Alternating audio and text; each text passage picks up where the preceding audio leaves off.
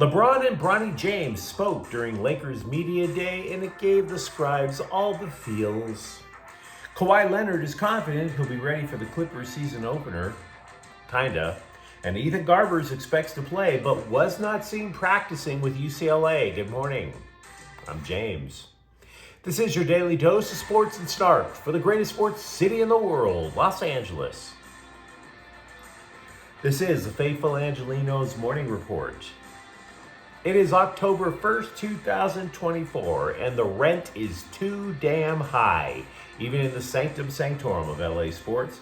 But if you like being in the know about LA sports, click the like button. Click the subscribe button. There's a notification bell. Hit that. It'll let you know when you drop new content. Sharing is caring. Let people know we exist, and by all means comment. Now, before we go through the news and notes, a quick look at the scoreboard. Super quick. There were no games involving LA teams yesterday. Meanwhile, today, there are no games involving LA teams either. So what the hell? Let's get to the news. We've got lots to discuss anyway. At Lakers Media Day yesterday, LeBron James and son Bronny trolled each other a little bit, and all the scribes agreed it was oh so cute. Lakers general manager Rob Pelinka said LeBron took his own son to the baseline for a reverse layup. Then LeBron trash-talked his own flesh and blood. Fruit of the loins. Not good enough, according to NBA trash talk from the own father. The four-time NBA champion, by the way, did not deny this. And for a moment, it sounds kind of badass showing up your grown son that you still got it. But it's not. It's not badass. Dunking on your son, then grabbing yourself to show where your son came from. That would be badass. Kind of fell a little bit short, LeBron. Not only is it badass, but it's actually going to be helpful for your son because believe me, everybody wants to dunk on LeBron James's kid. Let's not get it twisted. Everybody wants to dunk on LeBron's kid. And then trash talk LeBron while they're jogging back to D. So there was a lot of other family stuff at Media Day, but I think, to be honest, it will put us all to sleep if I detailed them. Besides, you and I know what's important about LeBron James because his son isn't going to get quality minutes anyway. You know, when you're a kid, that whole thing where you're, in front of the garage door with the hoop and you're like giving yourself a play-by-play clock as you're counting down and you hit the game winner. You think for a moment that LeBron James is going to defer to his son in that real-life situation? Of course not. So the important thing about LeBron James is not his son. The important thing is still if he can hang for the entire season and the playoffs without his body breaking down. Because let's be real with ourselves. There have been times when LeBron James has literally looked like the knight being chopped to pieces in Monty Python and the Holy Grail. Now, James said he feels great mentally and physically.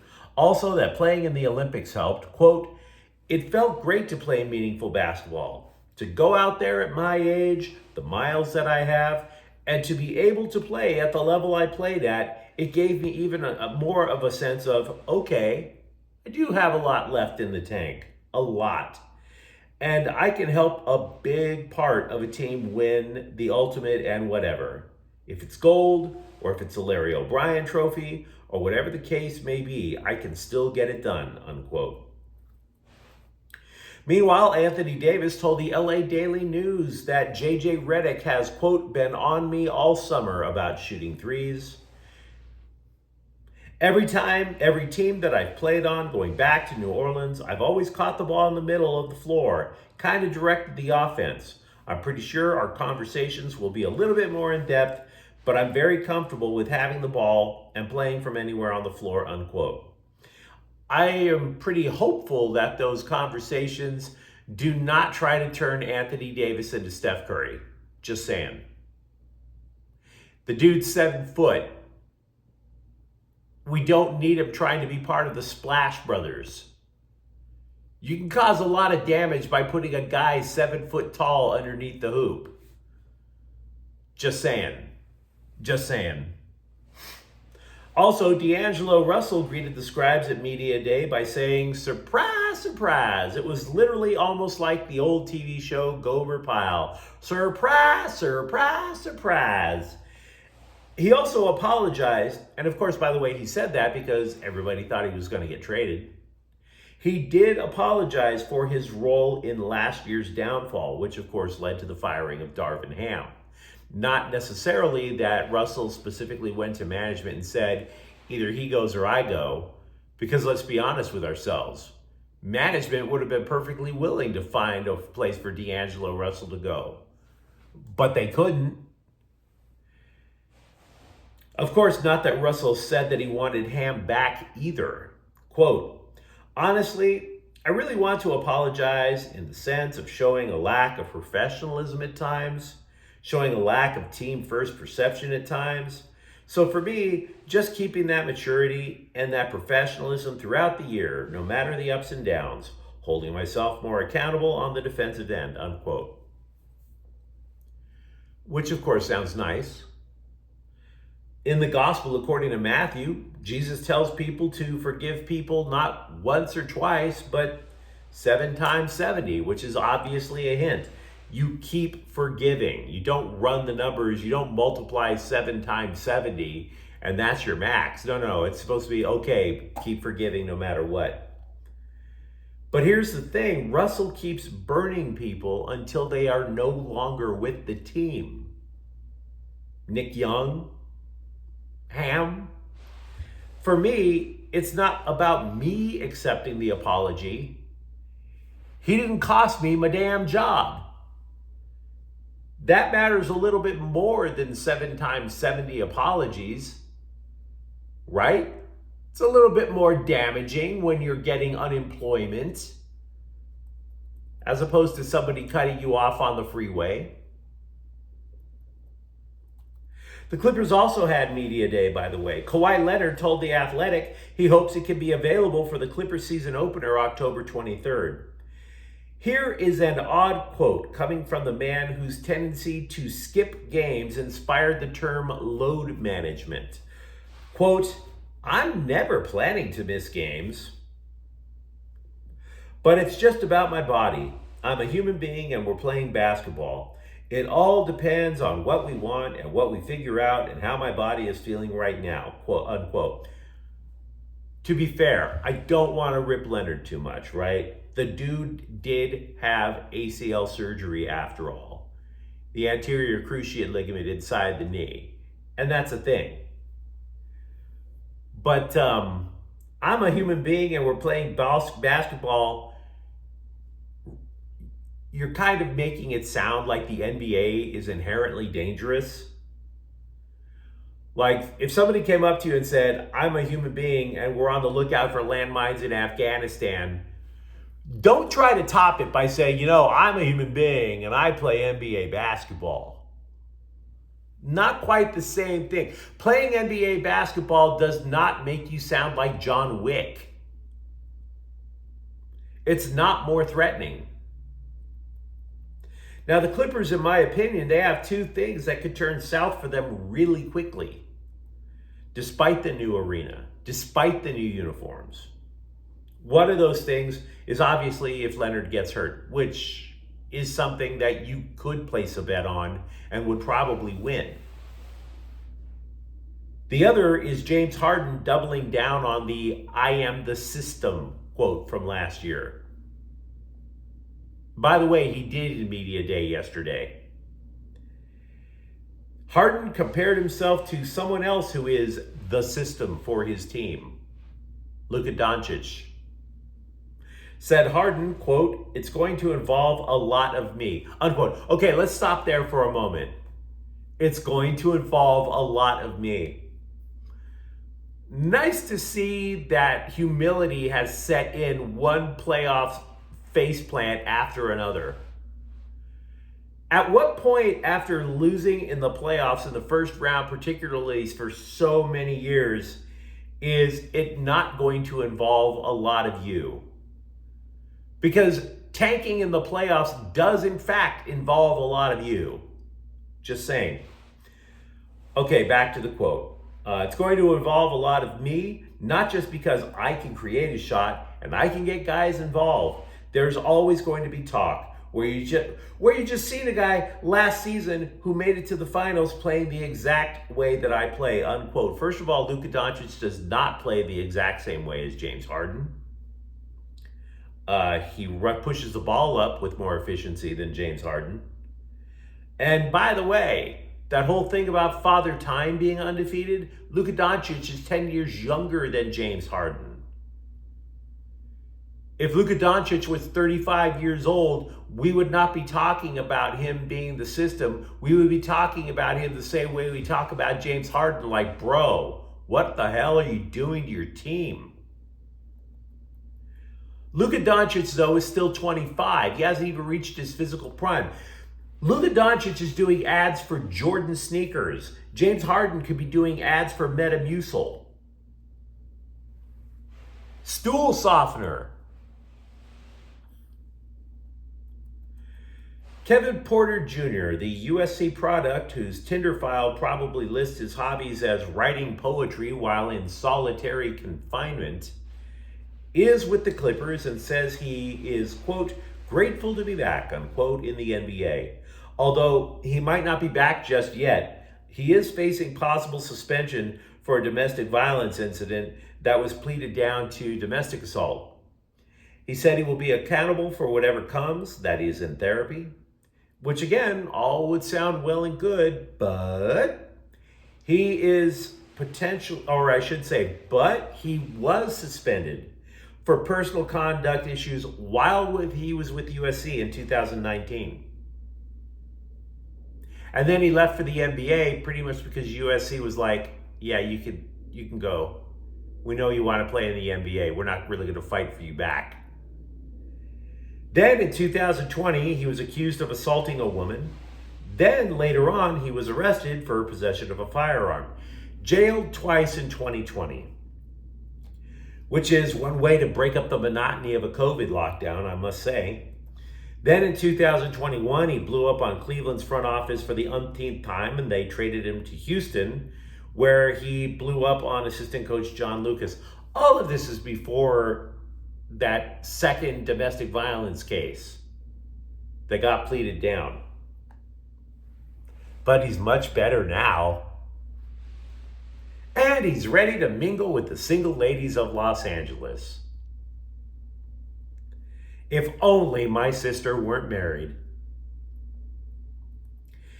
Gavin Newsom has his manicured finger on the pulse of what Californians really need. Is it infrastructure? No. Is it lowering prices on everyday items? No. Yesterday, he signed into law something that enables Clipper fans and Clipper fans only to keep consuming alcohol at Intuit Arena until 4 a.m. And by the way, when Leonard's knee breaks apart, there will be lots of reasons for binge drinking. But there's a catch. You can't just wear a throwback Clipper jersey and be able to get schnockered until the sun rises. Nope. You have to be part of the VIP crowd over at Intuit Arena. Because if there's one thing Inglewood doesn't have enough of, it's drunken drivers. Let alone trust fund babies rolling around Inglewood stoned to the bejesus. But I would say at least you can be confident that the trust fund baby who drove into your living room is probably insured. So you got that going for you. Ethan Garbers was not seen practicing with UCLA on Monday, which is concerning because he was knocked out of the game against Oregon on Saturday. Well, technically it was his ankle that got knocked out. Deshaun Foster told the Scribes he wanted to give backup Justin Martin more snaps in case Garbers can't play. Foster said Garbers told him he would be playing. Quote, so unless we hold him out, he's going to try to get out there and play, unquote. There might be a change on the offensive line against Penn State on Saturday. Jalen Jefferson and Nicky Prongos played left tackle after starter Ruben Unije left the Oregon game with an injury. He didn't practice on Monday either. But there is some good news for UCLA. Two brothers who play wide receiver in Utah, they wanted to stay on the same team when they went to college, which is cute. So UCLA is just crazy enough to take on that package deal. Keenan and Jaron Pula from Provo, Utah, joined the recruiting class of 2026. The Bruins class thus far is heavy on skill. They have 3 wide receivers. Now that Bear Alexander has decided to hibernate for the rest of the season, the question of who gets the snaps appears to be answered. We know the starters at defensive tackle are Nate Clifton and Gavin Meyer. Kobe Pepe has also picked up snaps, but against Wisconsin, Devon Tompkins was out there for 18 snaps. No other defensive lineman played. Having said that, though, this does not mean that the UCLA, or I should say the USC lineup is completely set or completely strong. The Trojans have just 5 sacks in 4 games. The attorney for Reggie Bush said they expect USC to pay the legal fees incurred while Bush was trying to get his Heisman Trophy back, proving once again that lawyers are disgusting. Counselor, you do realize your client is currently suing USC, right? On a completely separate matter? Now you want them to pay for the legal bills to get the Heisman back? No. Good luck. You're better off with the other case. I'm no legal scholar. Don't know where that's going to go. But man, lawyers. They keep saying that Americans are lawsuit happy. Who's happy when they deal with lawyers? Who? Because I really don't want a whole lot of them on my friends list. The Chargers have not scored in the fourth quarter in each of the last 2 games, both which were losses. Jim Harbaugh rightfully called this a cause for concern. He told the Scribes, quote, "It definitely stands out, and that's definitely an area for us to attack," unquote. Now, here's why. One of the reasons that Harbaugh has been so hell-bent on being physical, on establishing the run, is that by doing so should theoretically wear a team down so that in the fourth quarter you can move the ball at will. Now, even before Justin Herbert started limping, the Bolts only scored 16 fourth quarter points through the first 2 games. So yeah, this is an ish. By the way, to be fair, it is not doomsday for the Chargers. The defense leads the league in points allowed with just 12.5 per game. If you are interested in keeping tabs on who the Dodgers will play in the National League Divisional Series, Game 1 between the Braves and the Padres is tonight at 5:30. The LA Times is reporting that Rams cornerback Darius Williams has begun practicing this week and could play against Green Bay. But you let me know what you think in the comments thread. Did you, in fact, get all the feels over Lakers Media Day? For that matter, do you believe if Kawhi Leonard will play all year for the Clippers? And if you do believe that, how high are you right now? And if you enjoy the content, don't forget to subscribe to Faithful Angelenos. We're talking LA sports every single day here. Thank you for watching. I'm James. We'll be back tomorrow. Faithful Angelenos is a Kian Corte El Queso production. Take care.